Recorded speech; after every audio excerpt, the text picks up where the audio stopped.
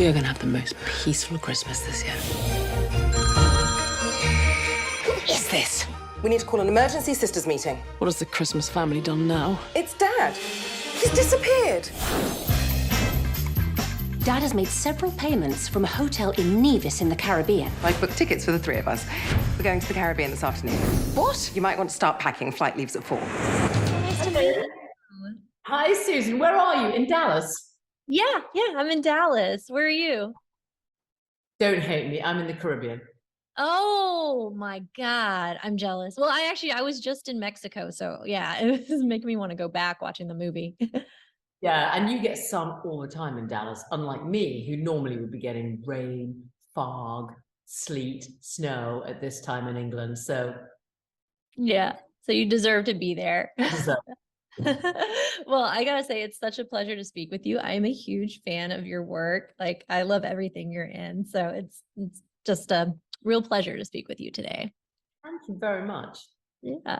Well, in the movie, actually, I first want to talk about the fact that the director had mentioned how this movie was very dear to him because of the feelings that Christmas kind of stirred up for him, like how you're celebrating family, but you're also remembering the loved ones you've lost. So I was wondering, what kind of emotions does Christmas stir up for you? Well, it's interesting because you're right. Christmas is a fabulous, jolly, lovely time. But, I lost my dad, a long time ago now. But every Christmas, I think about my dad. It's impossible not. And funnily enough, in this particular movie, of course, it's all about my fictitious dad. Yeah. Found out that he's not so well. So there was a lot of memories stirred up for me when we shot this here. And Christmas is that bittersweet time, isn't it? It's wonderful. And I remember when I was a child, Christmas was, I remember when I still believed in Santa, that it was just the most magical, unbelievable time. And then with my son, I lived through it again when it was just so exciting and so fabulous. And I think as adults, we love Christmas, but we're like, oh, so much work and do so much, and I've got to cook and I've got to have everyone to my house. And sometimes the joy leaves us a little bit for Christmas. And having kids reminds us of the good things. And I think watching Christmas movies too actually really reminds us of the good things of Christmas and what we can get out of it. And remembering those we've lost.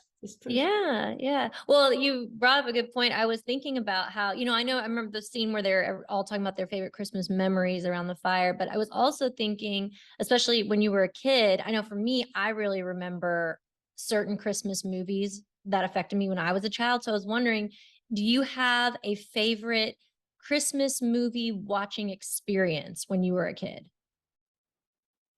Golly, when I was a kid, well, I'm not sure you'd have had them there. Did you have the Oscar Wilde's The Giant? Giant. It sounds familiar. Gentle Giant, The Sad Giant. There was something we used to watch every Christmas, and then we always used to watch oh golly, which Julie Andrews was it? Every Christmas we all had to sit and Sound of Music. The Sound of Music. Okay, I was about to say that. Well, but in England, everybody watches The Sound of Music at Christmas. But then when I was a little older, not a kid, Home Alone was something we always watched. And then a bit later on, of course, Love Actually is something that we watch every year.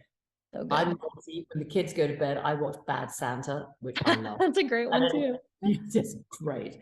Then last year, I loved, there was Love Hard. Did you watch that? Yes. I loved it. Me too. Great. And then a few years ago, Emma Thompson wrote one called, it was with the George Michael song. So it was called Last Christmas. Did you see that? The one with the Henry Golding, is that? Yes, he's one of my favorite actors. I love him. I did watch. Yeah. I love that film. So normally at Christmas I watch a new couple of films and then I watch my favorites. But sometimes I can see that the new ones are going to become my old favorites. So hopefully Christmas in Paradise will, click for someone and they'll watch it every year.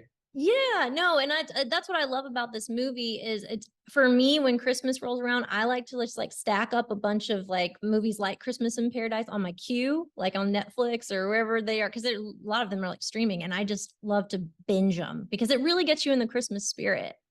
So It so does, and especially if it's one that kids can watch as well, so that all the generations can sit together. You light a fire, not you in Dallas, me in England. Light a fire, you draw the curtains, and yeah, it's kind of lovely.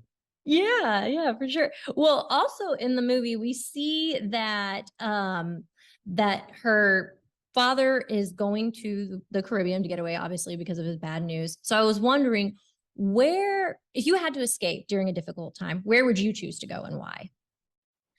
Well, I think if I were going through a difficult time, I think I'd want to go home. So I live in England, but I live between the city and the country. And I think if there's something I had to deal with, I'd go home to the country. Yeah. Where my mother has moved in with me. My sister lives close by. Me and my son go home anytime we can. And my dogs, my garden, I think I'd go there. That's good. One of my Oh yeah. One of the things that really hit for me in this movie was the scene where basically you talk about how, your father had told you to follow your dreams, but you mentioned how dreams can change. And I feel like as I've gotten older, that is so true. Like I really care so much about spending time with family more than anything, just because we don't know how long we have with them. But in general, career plans can change too. So I was wondering, as time has passed, has any of your previous dreams changed today?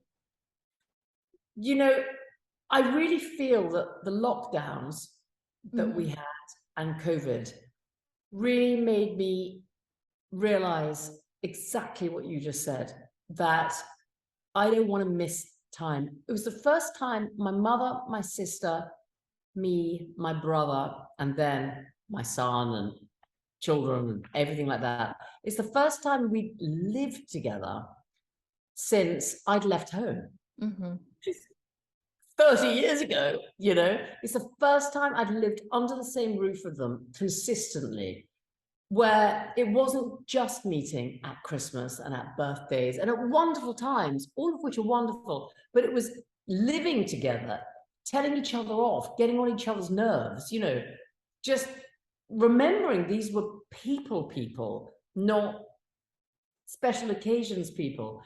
And having lived through that for nearly a year, I don't want to not feel like that ever again, because you're right, family is family. And for me, with all the bad things that came during the lockdowns, the good things really were saying, business associations are great, jobs are great, everybody loves them, but my family are my family. And they haven't been always, my son's always been my priority, but I've neglected some of them before.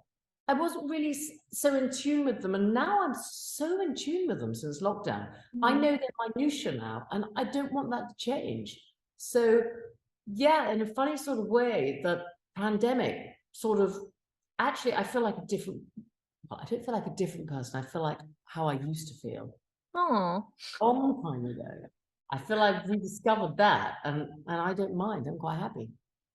that's so sweet. Yeah, no, you bring up a good point. I think the pandemic, it kind of made you want to be at home with your family. So it was like a kind of a blessing and a curse, I guess. Yeah, well, of course. But that's what families are, Yeah. So it's quite nice when you get to the stage where you can snap at someone again, because you don't see them 3 times a year. Guess what? You see them 24 hours a day. So you could be normal again. It's quite nice. Yeah. Well, they're giving me the wrap, but it has been such a pleasure to speak with you. Thank you so much. Thank you, Susan. I really enjoyed it. Dad wants to have fun. He should have fun. Who are you and what have you done with Joanna? Would you mind repeating that, please? Hey! It's like paradise. This very moment, I am on a Caribbean island with 3 of my magnificent 4 daughters, and I couldn't be happier.